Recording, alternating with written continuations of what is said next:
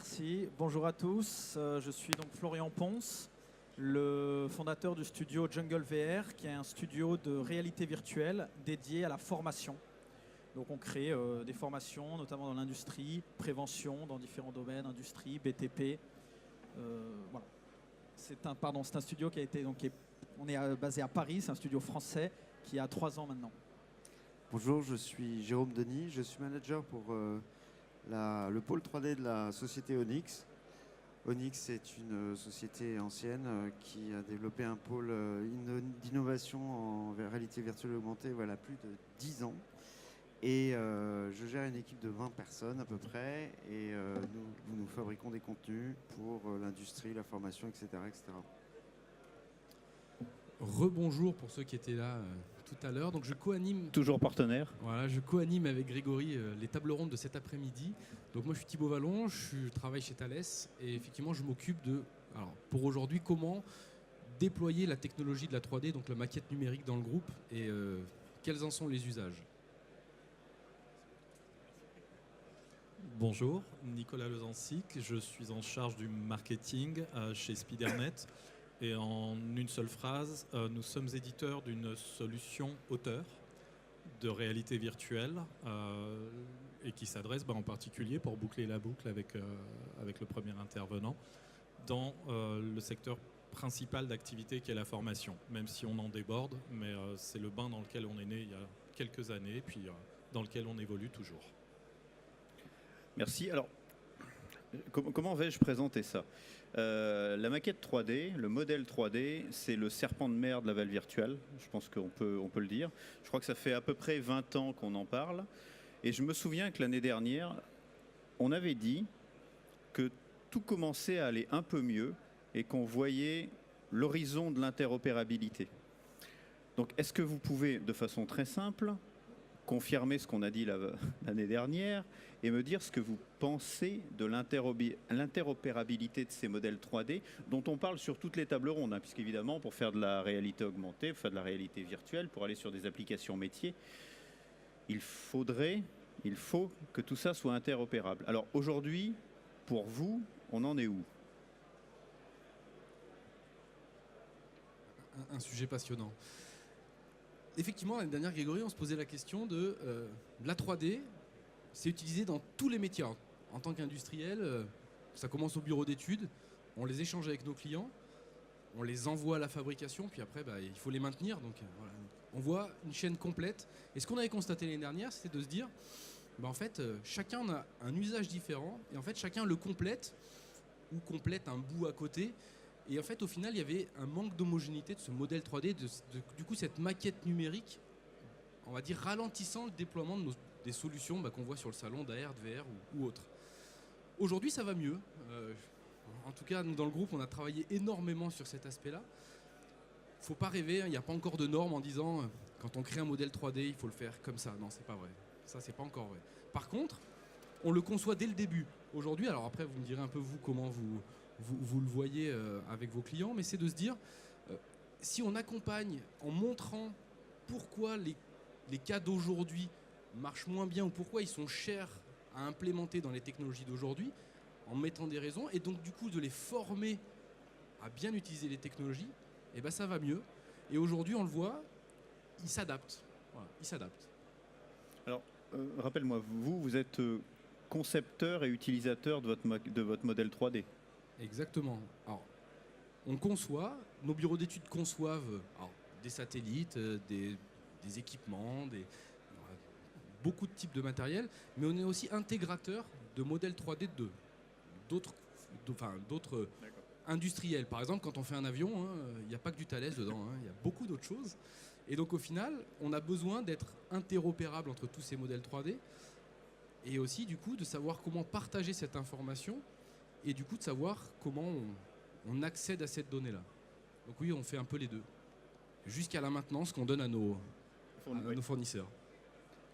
Même question. Alors, mon point de vue est un peu différent parce que je pense que je suis comme mes deux autres camarades.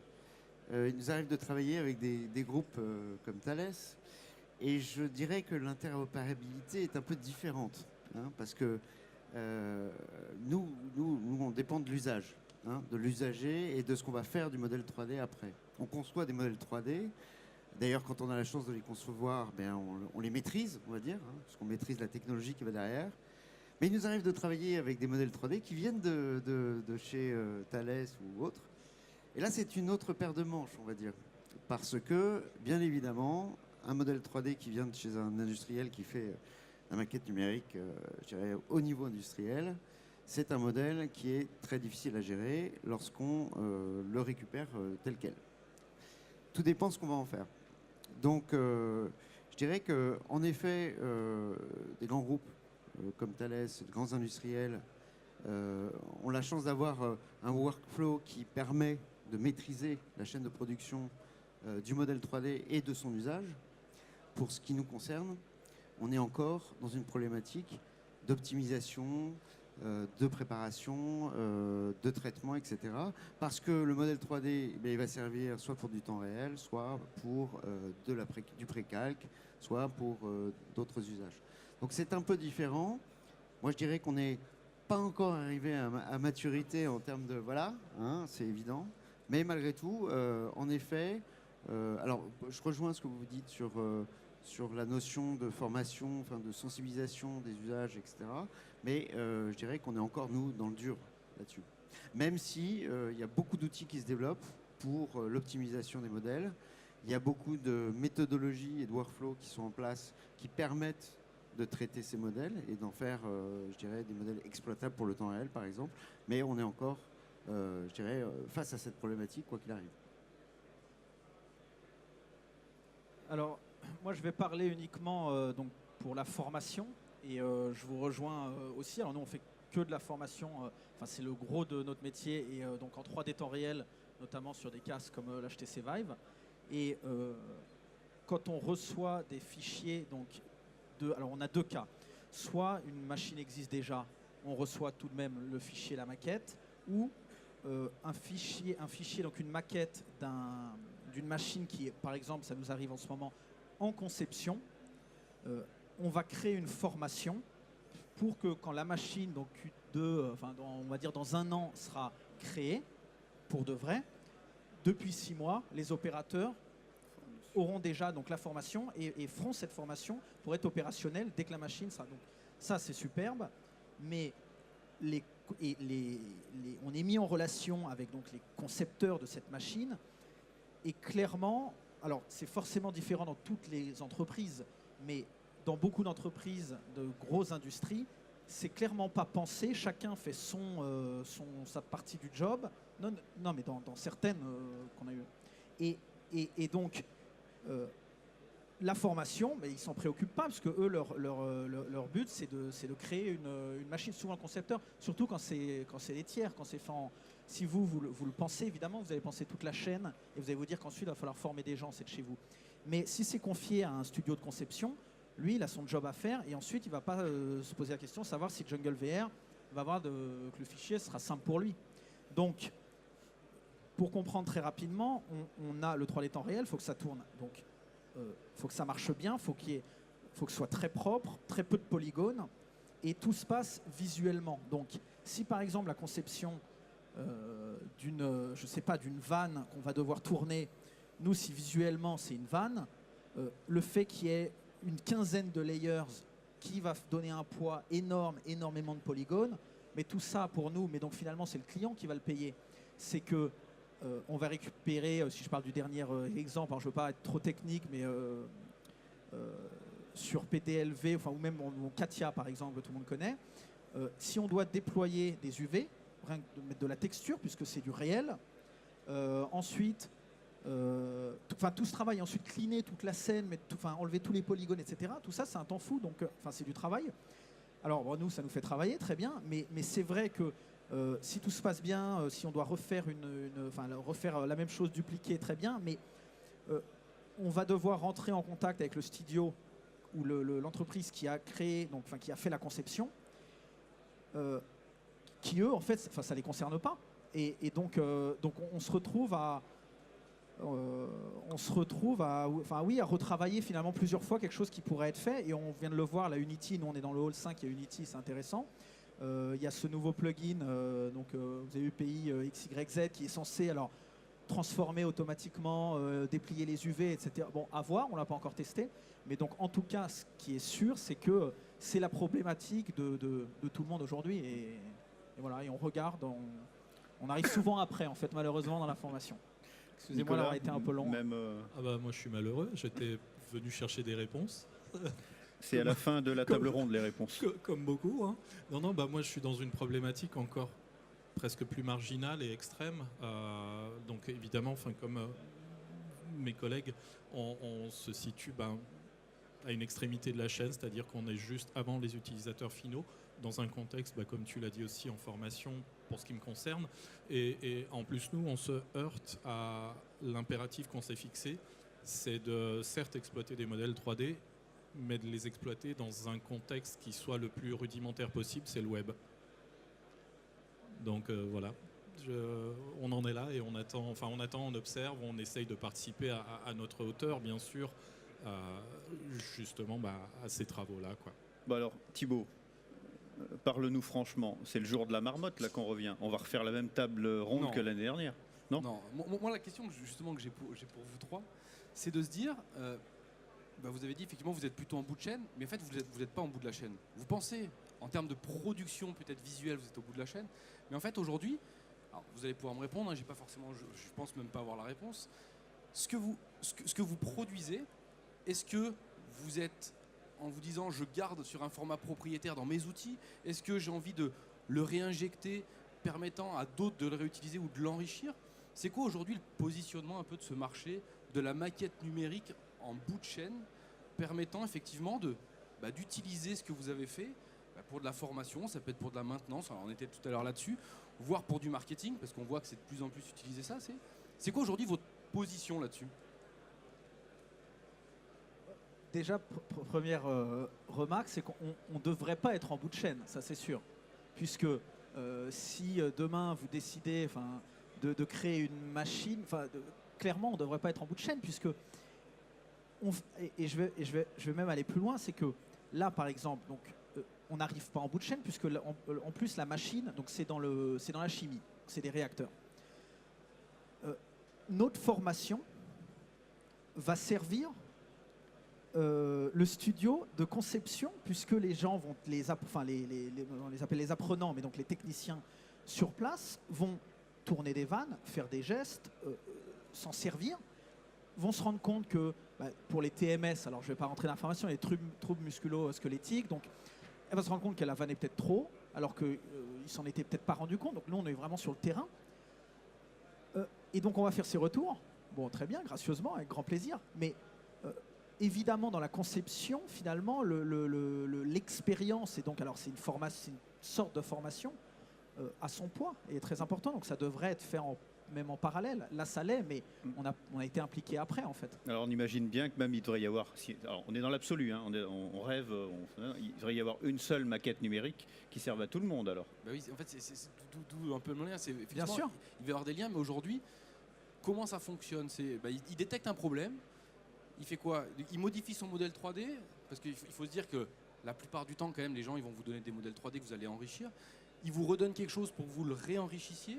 Est-ce que lui a peut-être la main pour aller un peu plus loin, pour éviter pour être clair, hein, le ROI, il doit en avoir. Et dans ma position d'industriel, je ne vais pas repayer à chaque fois que j'ai une modif parce qu'il y a une vanne qui est trop haute et que je dois la baisser, parce que je dois payer déjà tout mon bureau d'études qui va baisser la vanne, voir les impacts de ma chaîne de prod, en me disant, en plus, pour que je forme mes gars, à chaque fois que je modifie mon L3D, je vais avoir un coût pour re-rentrer là-dedans.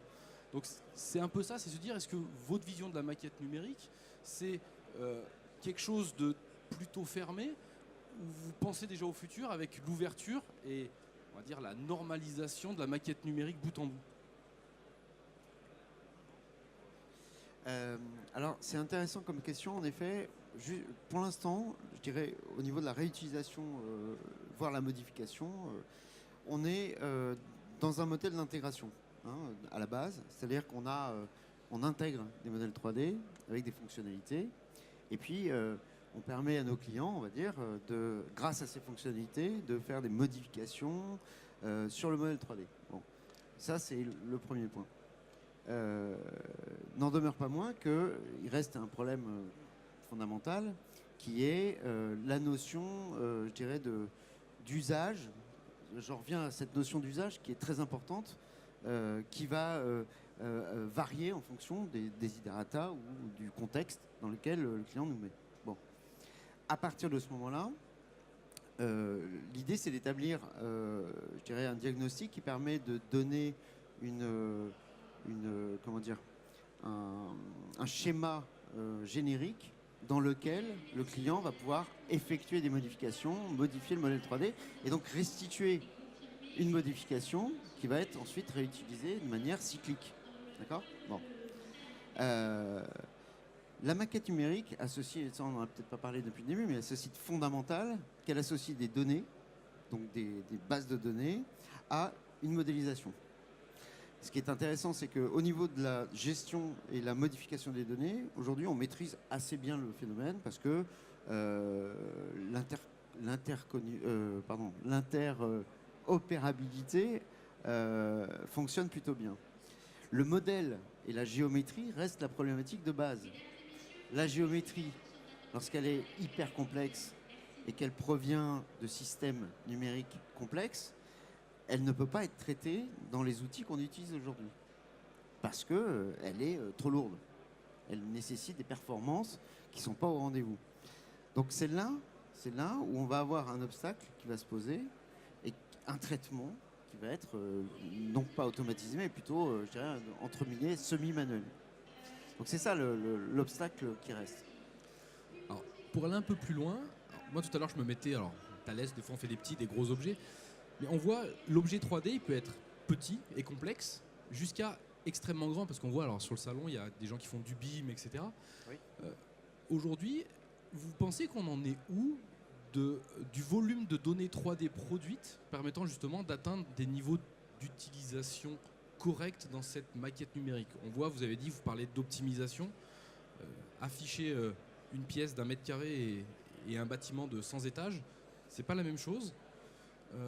Est-ce que pour vous voyez ça comme on est au début et la maquette numérique va faire que grandir en termes d'espace et d'optimisation, ou on a déjà atteint un niveau logiquement satisfaisant dans la taille de la donnée?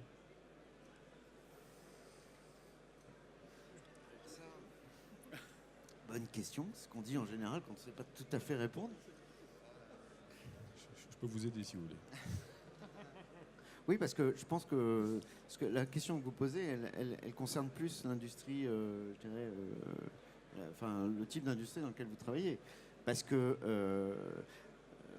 nous, on travaille dans l'aéronautique, on travaille dans les systèmes aérospatials, mais on travaille aussi avec le bâtiment.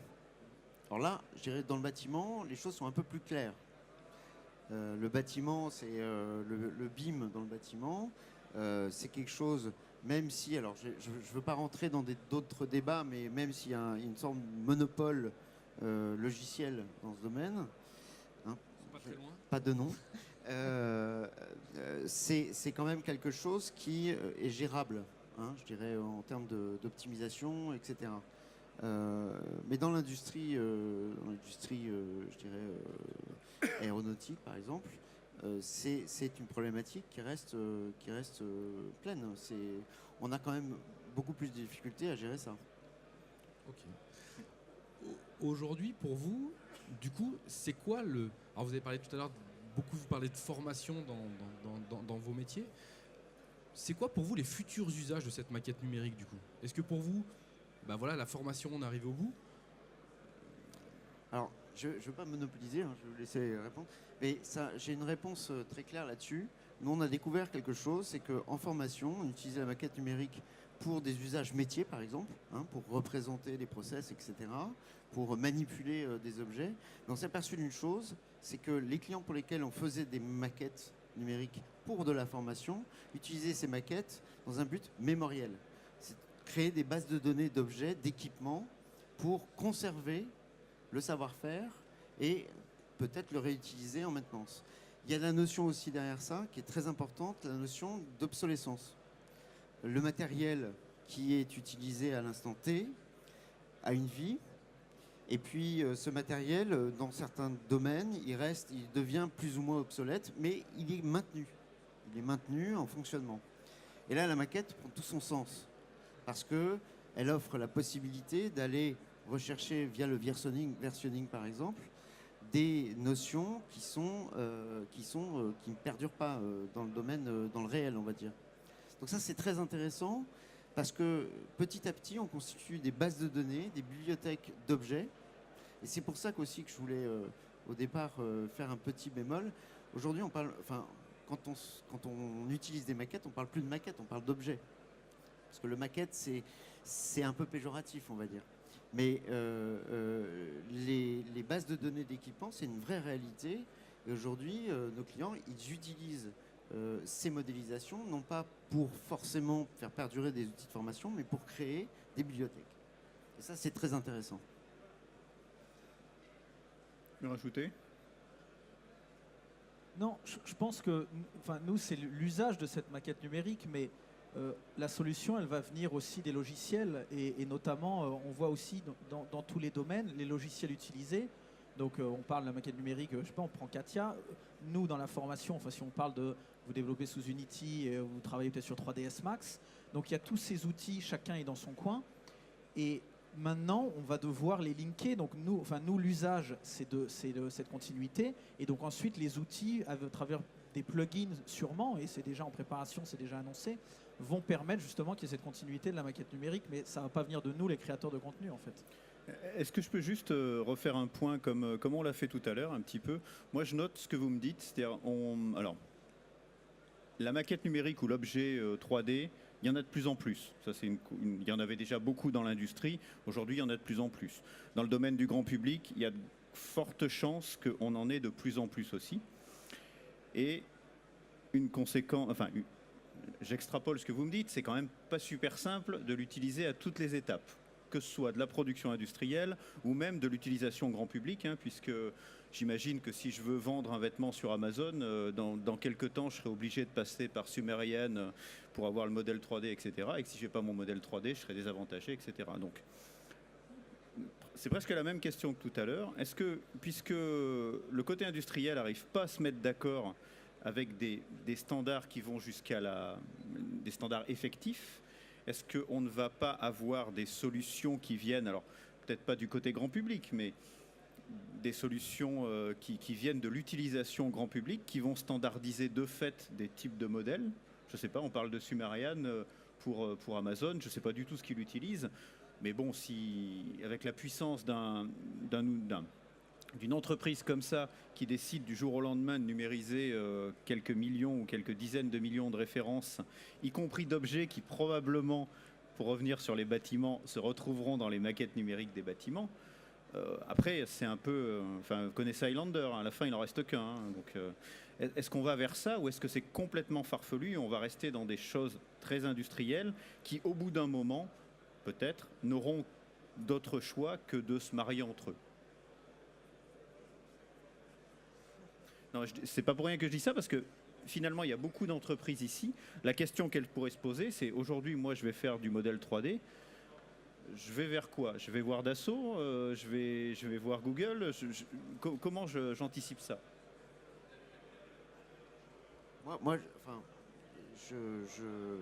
C'est une opinion très personnelle. Moi, je pense à ceux qui utilisent la 3D. C'est aussi une question de ressources. C'est aussi une question de formation des utilisateurs. Et en général, on l'a vu d'ailleurs dans l'histoire de la 3D, même si elle n'est pas très... Mais on l'a vu depuis 10 ans. Ceux qui sortent du lot, c'est aussi ceux qui ont une communauté d'utilisateurs la plus variée, la plus disponible. Ce sont ceux qui... Il y a des notions stratégiques à mettre en place, mais en gros, voilà, une technologie qui n'est pas utilisée, c'est une technologie qui, grosso modo, tombe dans l'oubli, ou qui ne vit pas. Donc, il y a des industriels qui font des choix stratégiques de prendre tel ou tel, fabricant de logiciels pour développer ou pour modéliser. Mais il y a aussi des gens ou des sociétés qui choisissent les logiciels sur lesquels il y a le plus d'utilisateurs, il y a plus de docs, il y a plus voilà, merci. Et grosso modo, c'est bon, l'aspect prédiction, j'aurais du mal à donner une réponse, c'est évident. C'est évident. Nicolas, toi qui es fort en prédiction. C'est un piège. Non, c'est un piège. En plus, comme je le disais, je suis perché sur un poste d'observation qui est celui de l'exploitation de ces modèles et on éprouve les difficultés qu'on éprouve justement à faire en sorte que ça puisse être convenablement exploité sans qu'on y passe du temps et des sommes assez considérables. Alors nous, encore une fois, mais vraiment dans mon tout petit précaré, on a besoin d'exploiter des formats qui soient les plus adaptés à notre usage. Aujourd'hui, alors je suis presque un peu hors sujet, mais aujourd'hui on voit un peu le travail que fait par exemple SolidWorks en intégrant le modèle GLTF. Nous, ça nous rassure, c'est ce qu'on est capable d'exploiter et puis peut-être que voilà, autour de ce genre de techno-là, il peut y avoir peut-être un consensus ou quelque chose qui fasse que mais enfin voilà, aussi bien moi que justement toute cette petite histoire-là, on est peut-être encore insuffisamment avancé là-dessus, quoi. Et il y a peut-être aussi une chose sur nous, ce qui nous pose là, le gros problème, c'est le poids des objets 3D, donc de cette maquette, c'est que faut penser aussi demain, les téléphones, enfin on parlait du web, évidemment, il y aura le web VR. Et en fait, votre machine aujourd'hui, on a tous des gros PC de gamers. Demain, les portables tourneront peut-être avec autant de puissance. Ce que je veux dire, c'est que si finalement, en tout cas pour ce qui nous concerne, c'est-à-dire la formation, on aura peut-être moins besoin de, comme on dit, de cleaner. On pourra peut-être récupérer finalement la maquette comme elle est avec moi concrètement, j'ai 500 000 polygones dans ma vue, dans ma scène. Mais si ça tient, ça tourne bien et s'il y en a 50 millions, en fait, je m'en fiche qu'il y ait toutes ces layers. Moi, je le clean parce que mon ordinateur, parce que ça suit pas finalement la techno. Donc il y a peut-être aussi une solution qui va venir naturellement à ça. Je rebondis là-dessus. Quand tu dis nos PC, moi, ce que je vois dans la tendance, et on en voit de plus en plus, c'est aussi tout ce qui est réseau. Parce qu'on voit, on est de plus en plus à vouloir travailler à plusieurs sur des mêmes maquettes numériques. Ok, nos PC vont peut-être être assez puissants. Par contre, s'il faut que je transfère des modèles 3D juste gigantesques à travers mon réseau, oui, les réseaux vont passer encore plus vite. Mais voilà, faut garder. Et en fait, ma question, c'est plutôt aujourd'hui, est-ce que vous estimez que les objets qu'on crée au quotidien, ils sont trop gros et du coup, pourquoi? Parce que c'est pour de l'hyper-réalisme? C'est parce qu'en fait, on se pose des mauvaises questions? Pourquoi on a besoin de faire toute cette optimisation? Moi, je pense que, dans les modèles industriels, pour ceux qui ne savent pas, il y a plusieurs parties. Il y a la modélisation elle-même, liée à la doc technique, on va dire. Et puis, il y a le modèle mathématique qui va permettre de faire des tests d'effort, d'appliquer de la physique, etc. Bon. Là, on a une nécessité de rendre le modèle costaud, on va dire, en termes de poly, etc. Parce qu'on va lui appliquer toutes sortes de données, toutes sortes de déformations, etc. Je suis désolé d'insister là-dessus, mais l'usage fait le modèle. Je suis un utilisateur lambda, je ne fais pas de test physique température sur un modèle. Donc j'ai pas besoin, a priori, j'ai pas un besoin de polygones ou de... Maintenant, si un jour il y a un standard unique qui permet d'être utilisé par n'importe quel type de logiciel, n'importe quel type de système, etc., et qui peut être utilisé à toute fin, bon, on rêve un peu, mais quelque part, bon, voilà, ce sera l'aboutissement de tout. Mais voilà, on en est peut-être un peu loin encore. Juste après, pour aller un tout petit peu un peu plus loin que ça, aujourd'hui, quand les moteurs que vous utilisez de manière globale, ça rejoint un peu la question de Grégory tout à l'heure, vous êtes sur des grands standards, vous êtes plutôt sur des moteurs propriétaires 3D, parce que l'objectif aussi, je pense pour tous, c'est de se dire est-ce que je fais le bon choix? quand je vais devoir donner des choses à des prestataires externes ou autres. Aujourd'hui, c'est quoi pour vous la tendance ? Est-ce que c'est toujours du Unity, du Unreal, Et est-ce que vous pensez que ça va perdurer ? Est-ce qu'il va y en avoir un qui va... Non, pour nous, c'est Unity, oui. Clairement. Pour vous, il n'y a pas de débat. Et Non. Et pourquoi ? Est-ce que c'est une question de communauté, de licence ? Parce qu'on n'a pas tous les mêmes approches. Est-ce qu'aujourd'hui, un moteur Unity répond à tous vos besoins ou pour vous, il vous manque encore des choses pour utiliser cette maquette au mieux ? Moi, je dirais que les choix qu'on fait aujourd'hui, sont liés à la communauté, en effet. Il faut dire que si on parle de Unity et d'Unreal, par exemple, qui sont les deux moteurs du marché disponibles, on va dire, même si je connais beaucoup de sociétés qui développent leur propre moteur de rendu, bien évidemment, mais bon, il faut un investissement à côté, hein, c'est évident. Là, Unity et Unreal, on a d'un côté un moteur qui est somme toute correct, mais dont la force c'est la communauté et puis du coup la grande perspective de développement qu'il y a derrière, les assets, etc. Hein, le champ des possibles avec ce moteur, l'exploration, et puis d'autre part il y a l'esthétisme. Hein, c'est Unreal. Unreal, c'est vraiment connu pour ça. Je dirais qu'une fois de plus, un client qui est plus sensible à l'esthétisme, on va lui proposer du Unreal et puis voilà. Et puis, on s'adapte, quoi. Vous s'adaptez aux besoins. On s'adapte parce que tout le monde a des aspirations différentes. Et nous, en tant que prestataire, on va s'adapter aux aspirations, aux besoins. Donc, à la limite, c'est mieux pour nous d'avoir un panel de choix pour pouvoir répondre de manière précise. Le jour où le grand moteur génial, et je ne parle pas du temps réel, parce qu'on parle là, enfin je parle du temps réel, mais là je ne parle pas du précalculé, où pareil, on a d'un côté V-Ray et les moteurs photoréalistes, et puis on a à l'autre bout Maxwell Render, Indigo, etc., qui sont du physico-réalistes.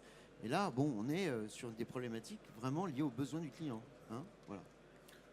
À ce point de la discussion, pareil, je vous passe la parole si vous voulez. Est-ce que vous avez des questions à poser à nos intervenants ? Est-ce que vous avez des remarques à faire ? Ça va pour l'instant ? J'arrive.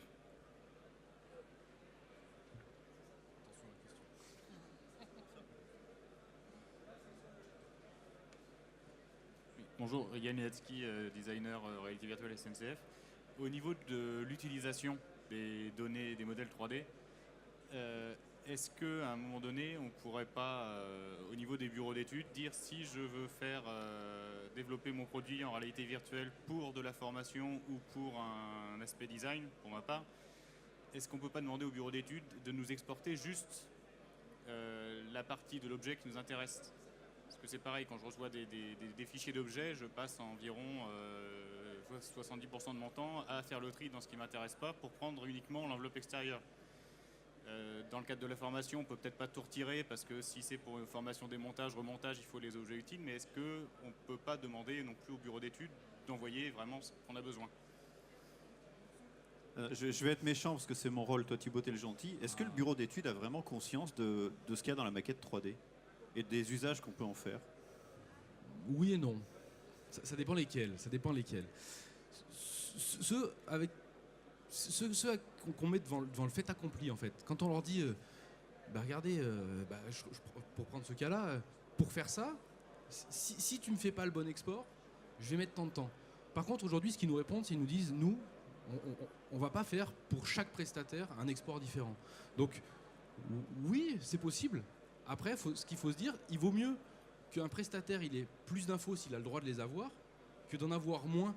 Parce que à chaque fois que tu vas demander quelque chose à un bureau d'études, dis-toi que ça prend du temps, ça prend du temps de calcul machine, ça passe par des réseaux, et il faut qu'on fasse valider à chaque fois est-ce qu'on a le droit d'envoyer tout ça ou pas.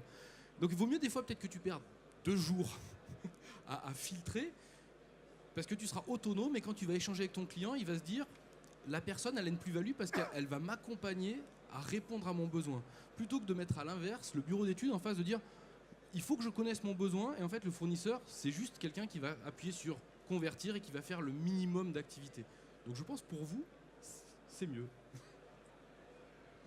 Oui, je suis d'accord. Et en fait, soit on trouve, enfin, la conception, il y a un clic, et en effet, ça crée tous les formats pour tout le monde, et je veux dire, parfait. Mais si moi, enfin, ou si vous, donc vous allez en effet, vous avez un fichier, vous le trouvez inutile, vous allez devoir le cleaner, vous y passez 2 jours.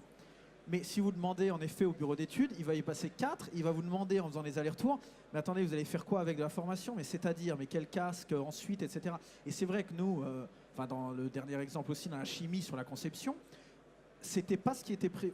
On devait recevoir un fichier avec avec les UV collés qu'on puisse texturer, enfin déplier qu'on puisse texturer. Ça n'a pas été fait. Bon, j'ai commencé à discuter avec la conception, mais ils ne comprenaient pas du tout ce qu'on faisait. Et donc, soit moi je passais en effet 2 jours pour faire ça en plus, ce qui n'était pas prévu, ça a été offert, très bien. Soit lui, il passait peut-être 5 jours, mais moi j'y passais aussi 2-3 jours à essayer de lui faire comprendre. Donc oui, ça je suis de... Alors là, un bureau je vous comprends, d'études, quoi. il estime que tout ce qu'il a mis dans son modèle 3D c'est utile. Donc pour lui c'est juste étrange comme question de dire mais pourquoi tu n'as pas besoin de ça? Pouvez-vous me dégrader le modèle, s'il vous plaît? Mais- c'est... oui. Après, qu'il n'ait pas besoin de tous les objets, on peut le comprendre. Mais pour comprendre la complexité d'un objet, on a quand même souvent besoin de beaucoup de choses. Et les bureaux d'études aujourd'hui sont, à mon avis, pas... C'est pas leur job, en fait. C'est juste pas leur job. Surtout qu'en fait, en fonction de l'avancement de la conception de ton produit, voire du montage, tu vas jamais avoir les mêmes contraintes. Donc si à chaque fois, en fonction de l'interlocuteur, du niveau d'avancement de ton produit, c'est pas la même règle, c'est juste ingérable pour un industriel ou même quelqu'un qui conçoit des produits au quotidien. C'est, je pense, trop compliqué. Non, mais alors, on va revenir encore en arrière, puisque ce que je veux dire, c'est, et c'est vous aviez raison, Jérôme, sur l'usage. Finalement, qui s'en sert, c'est que... Alors là, on se dit très bien, on voit deux... Alors, il y a la conception, et puis nous, sur la formation, enfin, création de formation. Mais ensuite, nous, c'est la base. Mais après, au niveau de la sortie, c'est quel casque on va utiliser. Ils sont tous différents. Maintenant, on fait du web VR. Nous, nos formations, on les passe aussi maintenant. Donc sur Samsung Gear, c'est du téléphone, et sur les stand-alone qui vont venir. Donc en plus, nous, dans notre petit précaré, il y a encore des différences aussi. Et oui, l'usage, c'est évident qu'on veut... Enfin, nous, le déploiement, ils veulent une formation, ils la déploient sur un centre. Ils ont un centre physique où ils en ont 150 sur toute la France. Ils ont combien de mètres carrés? Donc de toute façon, il y aura pas, je pense qu'il n'y aura pas de solution magique par rapport à ça. Et en plus, il faut lui donner envie d'utiliser le reste de ce qu'il y a dans le modèle. Parce que si tu lui enlèves trop de choses, et ben toi, tu vas pouvoir lui proposer des nouvelles manières d'interagir avec des choses qu'il n'aura pas pensé. Alors que s'il te restreint, ben en fait, la capacité de conseil que les fournisseurs sont capables d'avoir va être restreinte parce que le bureau d'études, ou en tout cas la personne qui t'aura exporté le modèle 3D, aura dans son cerveau. Et je pense que c'est juste restreindre la maquette numérique à un usage presque unique par rapport à un besoin d'une personne. D'autant qu'il faut bien, encore une fois, j'insiste là-dessus, bien comprendre qu'une maquette numérique, c'est de la géométrie et des données. Il ne faut pas uniquement voir la chose du point de vue de la géométrie. Les données sont aussi extrêmement importantes et elles contiennent des éléments qui peuvent être réutilisables dans le temps réel sur des notions. Et je pense que c'est vrai que, bon, autant dans un domaine comme l'industrie ou le bâtiment, on va parler des data qui accompagnent la maquette, autant quand on fait des prestations en temps réel, etc., on a tendance à oublier les data. Donc c'est vrai que il y a un travail que nous, prestataires, on doit faire, c'est une évidence, parce que nous, on a une réutilisation à faire. On ne sait pas forcément à l'avance qu'on va réutiliser, ça arrive aussi. Donc c'est à nous de choisir un petit peu dans ce florilège de polygones qui nous est offert ou de données qui nous est offert, ce qui nous convient. Bon. Mais Donc, ça demande du temps. Donc si je résume, en gros, prenez tout, installez la fibre. C'est à peu près ça. Est-ce que S'il vous a avez... le droit de l'utiliser, parce que c'est pareil, il faut qu'il ait le droit d'utiliser. Bon, à partir du moment où on te le donne, on peut dire qu'il y a quand même un... Bon, Des contrats signés. on préjuge que tu as le droit de l'utiliser. Est-ce que vous avez une dernière question? Est-ce que ça vous paraît clair? Prenez tout, installez la fibre, c'est une bonne conclusion, voilà, c'est pas mal. Je voudrais juste conclure cette table ronde par un petit, peut-être une petite prospective. Hop, ouais, je suis de plus en plus gros, j'ai l'impression. Ou c'est la table qui bouge. Imaginez, donc vous savez, hein, c'est la 20e édition de Laval Virtual, on est en 2018. On se projette d'ailleurs dans quelques minutes, il va y avoir une table ronde sur la 20e édition où ils vont se projeter sur la 40e édition, 20 ans avant, 20 ans après. Comme on va peut-être pas faire cette table ronde quand même tous les ans, au bout d'un moment ça va lasser, je pense, les gens, même s'il y a des choses à dire. Si on se projette dans 20 ans, c'est comme ça, est-ce que vous pensez que tout ce qu'on a dit là sur la maquette numérique, ça sera réglé? Est-ce que la maquette, l'objet numérique, j'entends ce que tu as dit Jérôme, l'objet numérique dans sa complexité sera enfin, comme c'est noté, le cœur de la maintenance, mais je pourrais dire aussi le cœur de la conception et le cœur de la conception à la destruction en passant par la communication, l'installation, enfin tout. Est-ce que vous pensez que dans 20 ans, on y arrivera à ça? Alors, moi je pense que tout le monde n'y sera pas. Par contre, ce sera le cœur des nouveaux services que n'importe qui pourra proposer. Les personnes qui utilisent la 3D aujourd'hui, s'ils ne passent pas à cette homogénéisation, en tout cas quelque chose qui soit utilisable de manière plus globale, il ne pourra pas proposer ces nouveaux services et il risque de perdre des parts de marché. Donc j'espère, pour la plupart d'entre eux, qu'ils y seront arrivés. Pas mieux. Pas mieux, ça, c'est une ça, c'est nécessité, facile, c'est ça. un impératif, non, mais enfin, c'est évident. On passe des quantités astronomiques de temps à galérer dès lors qu'on nous envoie des fichiers. On travaille pas pour rien, enfin, mais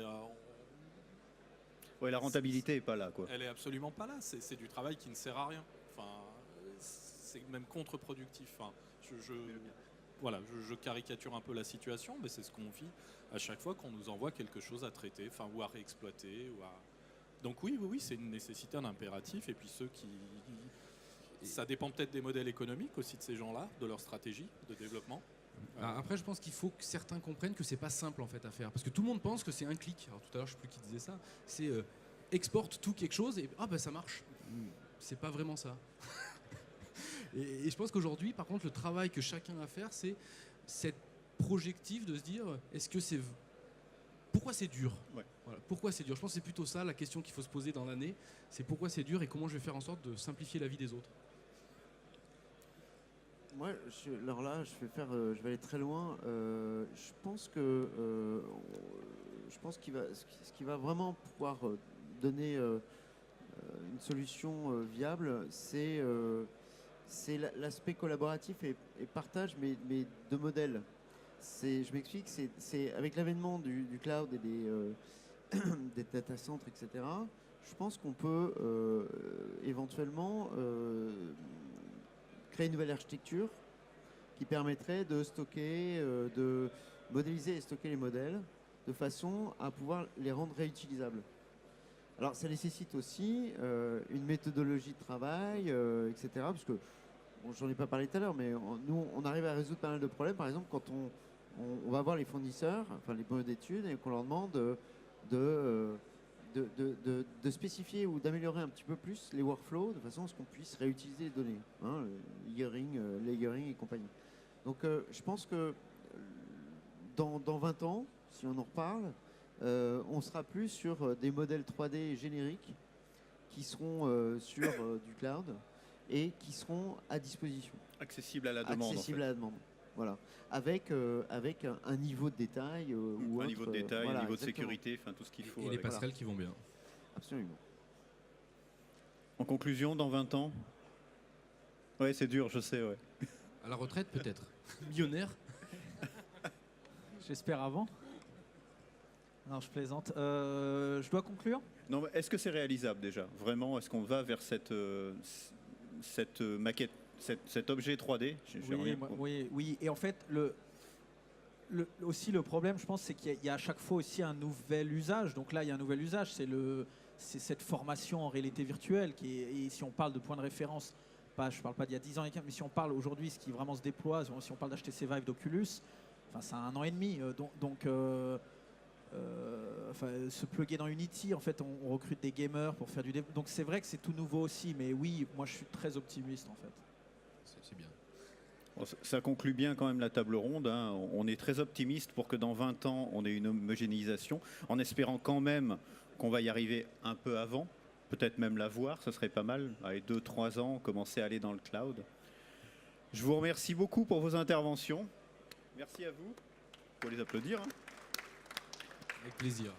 Merci pour votre participation. Ça va conclure la session formation et maintenance. Vous avez une table ronde qui se passe sur la keynote Area 2 qui va vous retracer les 20 ans de Laval Virtual et les 20 années à venir, peut-être, on ne sait jamais, si on prend un peu de risque. Et je vous invite, si vous êtes intéressé, à revenir ici demain matin où on va faire une session sur, alors j'ose pas dire l'industrie du futur, je déteste ce mot, mais en tout cas, la manière dont les technologies immersives améliorent la compétitivité dans l'industrie, avec des cas, comme d'habitude, et des bonnes pratiques. Je vous remercie. Au revoir.